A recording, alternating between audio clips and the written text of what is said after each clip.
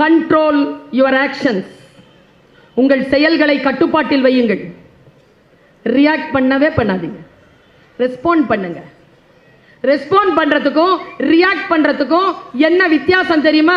என்ன யாராவது கூப்பிடுறாங்க, சுல்தானா என்ன அப்படின்னா ரியாக்ட். வர கூப்பிட்டீங்களா? ரெஸ்பாண்ட்.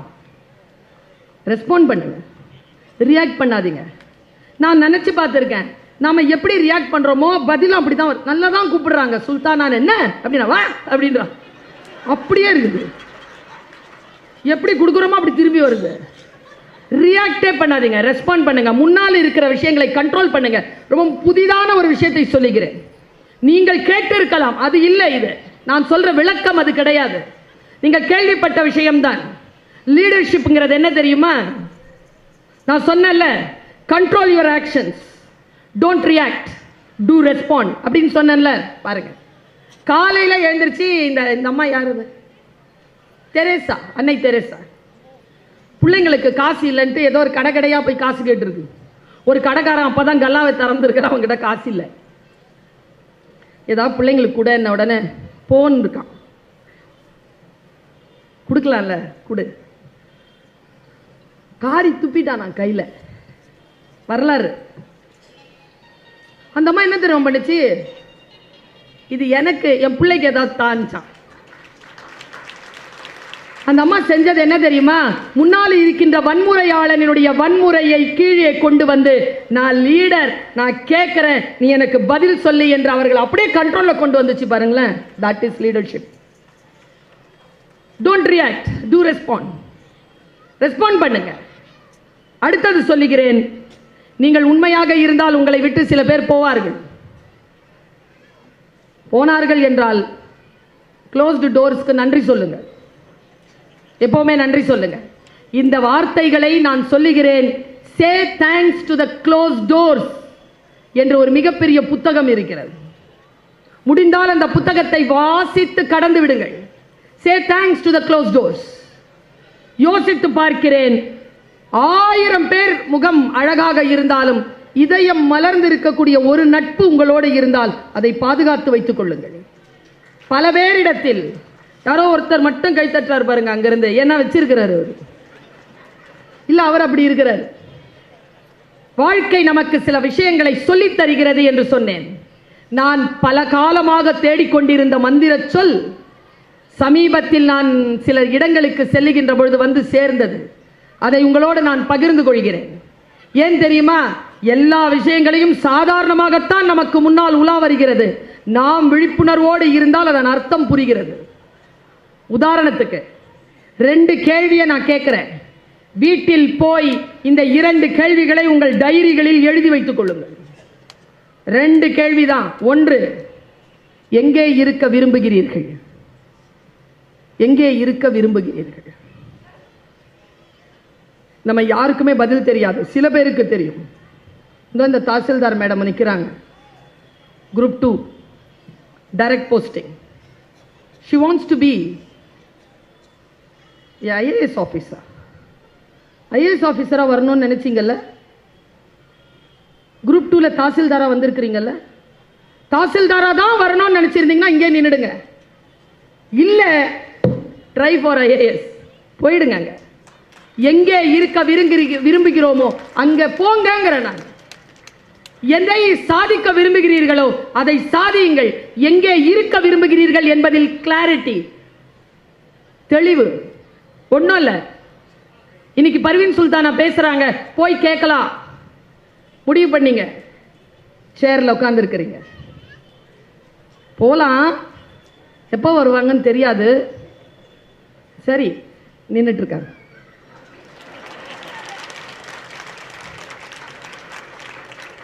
எங்கே இருக்க விரும்பி திட்டமிடுங்கள்.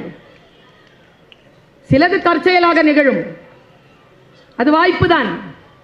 ஆனால் பிளான் பண்ணி கிடைக்குது இல்ல? Plan and get it. நான் நினைச்சேங்க, சத்தியமா நினைச்சேன். மேடம் கிட்டயும் சொன்னேன், நம்முடைய டெபுட்டி கலெக்டர் மேடம் கிட்டயும் சொன்னேன், மேடம் கரெக்டா நான் 7 மணிக்கு என்ன பேசுறதுக்கு விடுங்க மேடம், 8 மணி வரைக்கும் பேசுறேன் மேடம். ஓகே, ஏன் தெரியுமா 7லேருந்து 8ன்னு கேட்டேன்? I know your schedule. எதையும் plan where you want to be, எங்கே இருக்க விரும்புகிறீர்கள் அங்கே இருங்கள். நான் இங்கே இருக்க வேண்டும் என்று விரும்பி இருக்கிறேன், இதோ நான் இங்கே நிற்கிறேன். நீங்கள் அங்கே இருக்க வேண்டும் என்று விரும்புகிறீர்கள், அங்கே இருக்கிறீர்கள்.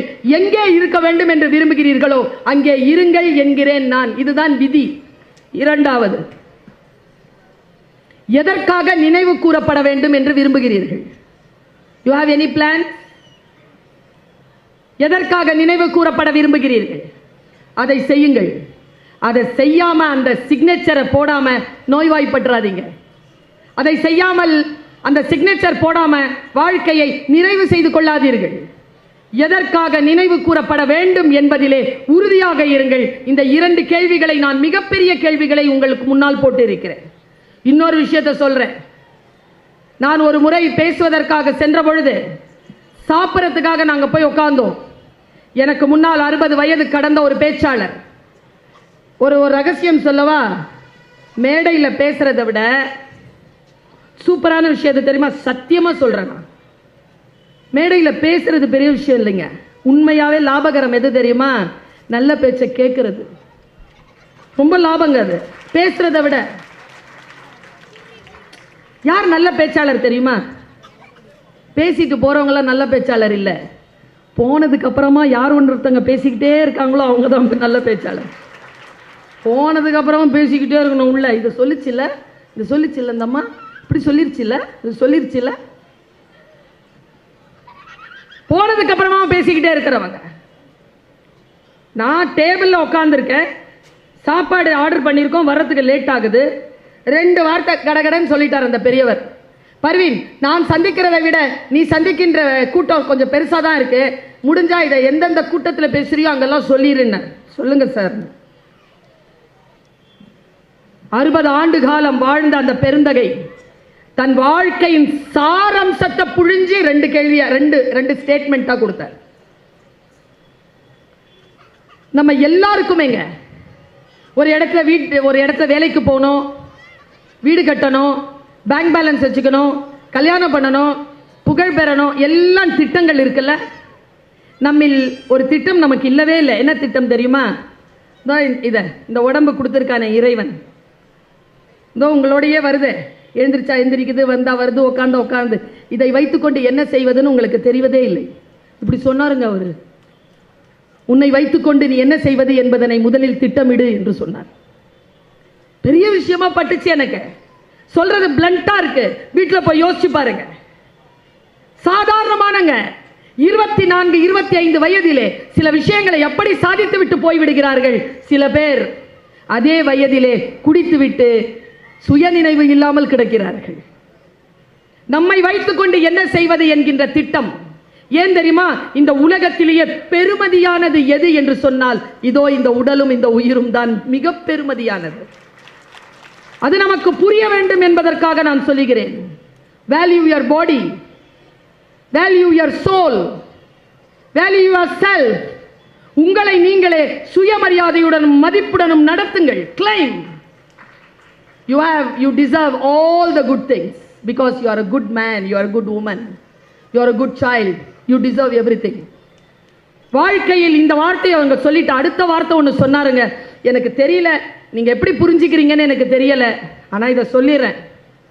இந்த உலகத்தில் நீங்கள் எதை தொட்டாலும் அதற்கென்று நீங்கள் ஒரு விலை தந்தாக வேண்டும். அது குழந்தை, மனைவி, தாய் தகப்பன், வேலை, உயர் புகழ், பணம், அனுபவங்கள், எது வேண்டும் என்றாலும் நீங்கள் ஒரு விலை தந்தாக வேண்டும். நான் இந்த இடத்துல இருக்கக்கூடிய விலை சொல்லவா? ஃப்ரீ என்ட்ரி தானே மேடம்? விலை சொல்லவா? நான் பேசுகிறேன். இன்னைக்கு என்ன தேதி? 4. எந்த மாதம்? பிப்ரவரி மாதம். என்ன ஆண்டு?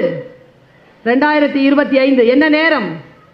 7:35. வாழ்க்கையில் நீங்கள் மறுபடியும் பெற்றுவிட முடியாத அந்த நேரத்தை இதோ எனக்காக தந்து கொண்டிருக்கிறீர்கள். நீங்கள் தருகின்ற விலை, நான் தருகின்ற விலை என்ன தெரியுமா? என்னால் மறுபடியும் பெற்றுவிட முடியாத என் வாழ்க்கையின் மணித்துளிகளை இதோ நான் உங்களுக்காக தந்து கொண்டிருக்கிறேன். இது நான் தருகின்ற விலை. விலை இல்லாமல் இந்த உலகில் எதுவுமே கிடைக்காது. எல்லா விலைகளும் பணத்தோடு தொடர்புடையது அல்ல. இதை நாம் புரிந்து கொள்வது. இந்த வார்த்தை இருக்கல்ல, இந்த வார்த்தை ரொம்ப அற்புதமான வார்த்தை. சின்ன பிள்ளைகள் நிறைய பேர் இருக்கிறீர்கள். அவங்களுடைய துக்கங்கள் என்னன்றது நம்ம கடந்து வந்துட்டதுனால நமக்கு புரியல. முக்கியமா இந்த அடாலசன்ட்ல இருக்கிற பிள்ளைகள் இருக்கிறாங்கல்ல, நம்மை விட அவர்களுடைய உலகம் ரொம்ப சிக்கலானது. தெரியுமா உங்களுக்கு? நம்மை விட சிக்கலானது அவர்கள் உலகம். ஆனால் அவர்களை பற்றி நாம் நினைப்பதே கிடையாது. அவர்களை பற்றி மிகப்பெரிய விஷயங்கள் எதுவும் நம்முடைய மனதிலே கிடையாது. நான் அவர்களையும் சேர்த்து சொல்லுகிறேன். ஒரு ஆணும் பெண்ணும் சேர்ந்து திருமணம் செய்து கொண்டார். அவர்களுடைய வாழ்க்கையில் அவர்கள் விலக வேண்டும் என்று சொன்னால் அதற்கு பெயர் விவாகரத்து. ரொம்ப கொடுமையான வார்த்தை அது. குரானிலே இறைவன் விரும்பத்தகாத ஒரே வார்த்தை விவாகரத்து என்ற சொல்லுதான். இறைவனுக்கு அது பிடிக்கவே பிடிக்காது. இன்னும் ஒரு வார்த்தை சொல்லுகிறேன். திருமணமான வயது வந்த திருமணமான தம்பதியினருக்கு விவாகரத்து போலதான் இந்த குழந்தைகளுக்கு பிரேக்கப். கைத்தற்றதெல்லாம் பாதிக்கப்பட்டதுங்க. அங்கிருந்து வருது. எவ்வளவு கஷ்டம் தெரியுமா? அந்த பிள்ளைகளோடு தான் என்னுடைய வாழ்க்கை கல்லூரியில் போய்கிட்டு இருக்கு. இந்த வயது ரொம்ப கஷ்டங்க. அம்மா கிட்டையும் சொல்ல முடியாது, அப்பா கிட்டையும் சொல்ல முடியாது, புரியாது. இந்த கையில் ஒரு பிசாசை கொடுத்து வச்சிருக்காங்கல்ல, இந்த கொல்லிக்கட்டையால் வரக்கூடிய தீமைகளில் இதுவும் ஒன்று. உங்க எல்லாருக்கும் ஒரு ரகசியத்தை சொல்றேன். வாழ்க்கையில் நல்ல துணை வாய்க்க வேண்டும் என்றால் இதுல பேசுறத நிறுத்துங்க. இதுல கம்யூனிகேட் பண்றத நிறுத்துங்க. யார் ஒருவர் இதில் கம்யூனிகேட் பண்றதை நிறுத்துறாங்களோ அவங்க நல்ல வாழ்க்கை துணையை பெறுகிறார்கள். இல்லைன்னா பேச்சுவார்த்தை செஞ்சு மோதிரம் மாற்றி நிச்சயதார்த்தத்தோட முடிஞ்சு போயிடுது நிறைய கல்யாணம். ஏன்னா அவ்வளவும் பேசி தீர்த்துறது. இதுக்கு மேல உனக்கும் எனக்கும் பேசுவதற்கு எதுவும் இல்லை என்பதனால் நாங்கள் திருமணத்தை ரத்து செய்கிறோம் என்று சொல்லி நிறைய திருமணங்கள் ரத்தாகுது. தெரியுமா உங்களுக்கு? எங்க தாத்தா பாட்டியெல்லாம் அப்படி வாழவே இல்லை, ஆனா சேர்ந்து வாழ்ந்ததுங்க. எங்க அம்மா அப்பாலாம் அப்படி வாழ்ந்ததே இல்லை, ஆனா சேர்ந்து வாழ்ந்ததுங்க. 58 வருஷம் எங்க அம்மாவும் அப்பாவும் சேர்ந்து வாழ்ந்தது. யோசித்து பார்த்தால் நமக்கு என்று வரக்கூடிய சொற்கள் எவை? எதை வைத்துக்கொண்டு நான் எப்படி இதை பார்ப்பது? பாருங்க, இப்படியே நிக்கிறீங்க. நான் ரொம்ப சூட்சுமமான ஒரு விஷயத்தை சொல்றேன். ரொம்ப முக்கியமான விஷயம் இது. எப்படி என்கின்ற சொல்லுக்கான பதில், எதற்கு என்று சொல்லுவதற்கான பதில், ஏன் என்று கேள்விக்கான பதில் சொல்லுகிறேன். நான் அந்த குழந்தை ஒன்று பாட்டு பாடின வீடு பற்றி சொன்னேன்ல, அந்த நிகழ்ச்சியில் எனக்கு ஒரு கூட்டத்தில் பேசுகிற வாய்ப்பு. அந்த கூட்டத்தை பற்றி சொன்னேன்னு வச்சுக்கோங்களேன், நீங்கள் ரொம்ப அலர்ட் ஆகிடுவீங்க. கனடா நாட்டில் நடந்தது. போன வருடம் மட்டும் கனடா நாட்டில் 63 இளைஞர்கள் தற்கொலை செய்து கொண்டிருக்கிறார்கள், தமிழ் பேசுகின்ற இளைஞர்கள். அதனால மிஸ்டர் தமிழ் கனடா அப்படிங்கிற ஒரு அமைப்பு என்னை பேச கூப்பிட்டுது. நான் போனேன். ஒரு க்ளோஸ்ட் ஆடிட்டோரியம், ஒரு 150 பேர், 2 நாளில் ஃபிக்ஸ் ஆயிருச்சு மீட்டிங். நான் ஒரு 45 நிமிஷம் பேசினேன். ரொம்ப கவனமாக கேளுங்க. இதை நான் சொன்னல, ஏன் எதற்கு எப்படி 3த்துக்குமான பதில் கிடைச்சிரும். இப்போ நான் பேசிட்டேங்க. 45 நிமிஷம் பேசினேன். பேசி முடிச்ச உடனே ஒரு பொண்ணு என்னை பார்த்து ஓடி வந்துச்சு. அதுக்கு ஒரு 45 வயசு இருக்கும். ஆனா பிரமாதமா இருக்கா. இப்படி இருக்கா, சரியான பணக்காரின்னு தெரியுது. அவ கையில வச்சிருக்கக்கூடிய, அவ போட்டிருக்கக்கூடிய வைர வைடூரியங்கள், வெரி வெரி ரிச். நல்ல வெஸ்டர்ன் ட்ரெஸ் பண்ணியிருந்தான். பேக் ஸ்டேஜ்க்கு வந்து கையை பிடிச்சிட்டான். கையை பிடிச்சி கைக்கு முத்தம் கொடுக்குறான். என் கைக்கு. Thank you thank you thank you so much, thank you. 8 வருஷம், 8 இயர்ஸ் சிறையில் இருந்த உள்ள. I was arrested. இன்னைக்கு ரிலீஸ் ஆயிட்டேன். இன்னில இருந்து நான் வேற. தேங்க்யூ தேங்க்யூ சொல்லிக்கிட்டே நிற்கிறாளா. கண் கலங்குதா. நான் அவளை பார்க்கல, அவ மேக்கப் கரையுது. சே என்ன அழகா மேக்கப் போட்டிருக்கு, இப்படி கரைஞ்சிட்டு நிற்கிறாளேன்னு பார்க்குறேன். போயிட்டா.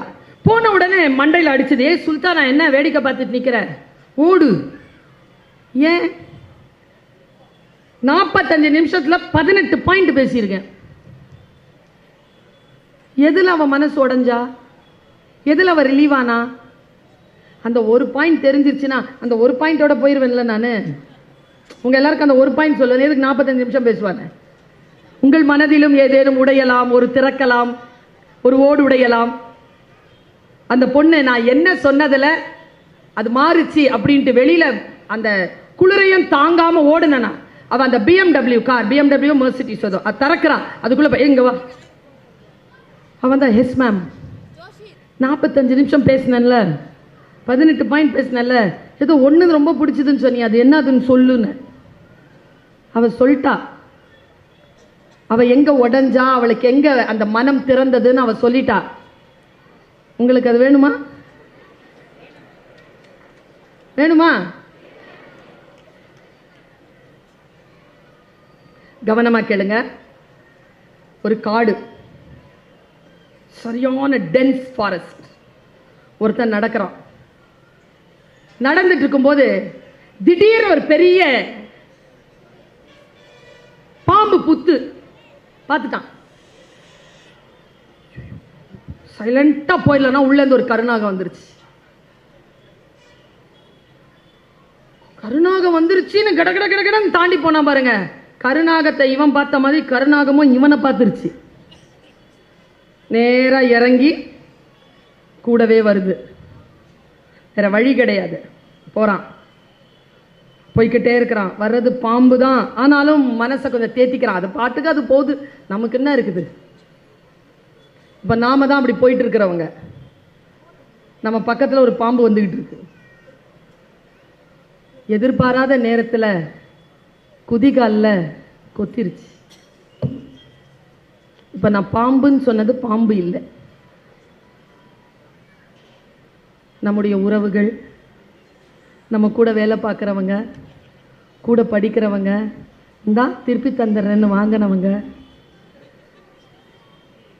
யார் வேண்டாமாலும் வச்சுக்கோங்க, பிஸ்னஸ் பார்ட்னர்ஸ்.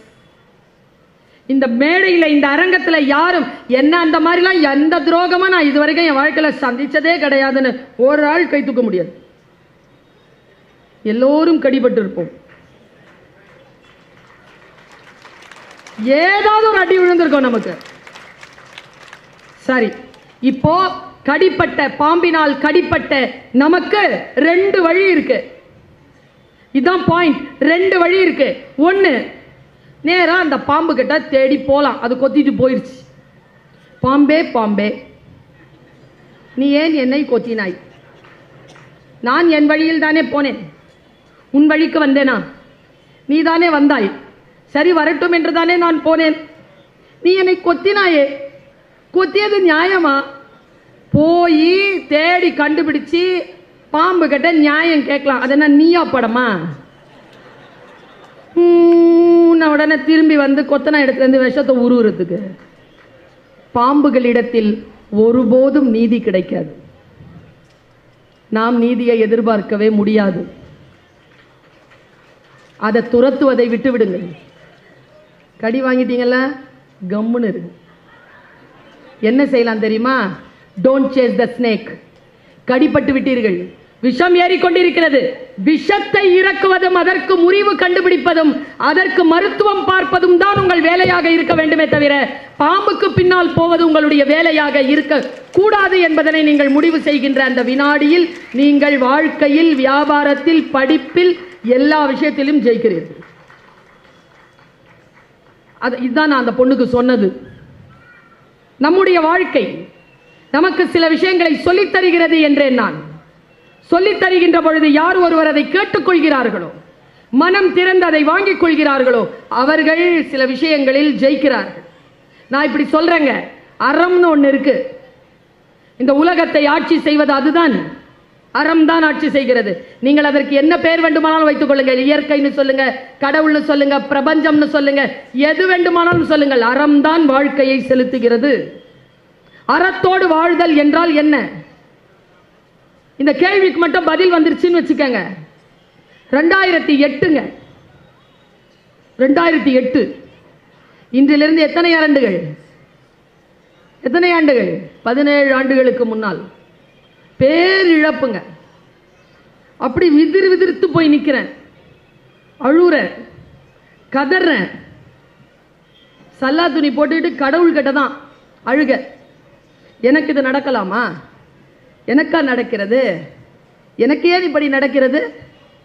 ரொம்ப ரொம்ப ரொம்ப ரொம்ப வேதனையில் எங்கள் அம்மா நான் அழுதுகிட்டு இருக்கிற நேரத்தில் நான் தொழுகை முடிச்சுட்டு வரட்டோன்னு பார்த்துட்டு வந்த உடனே ஒரே வார்த்தை தான் சொல்லுச்சு. நீங்கள் எல்லாரும் தெரிஞ்சுக்கோங்க, சில வார்த்தைகள் அப்படித்தான் வரும். நீங்கள் அறம் சார்ந்து இருந்தால்.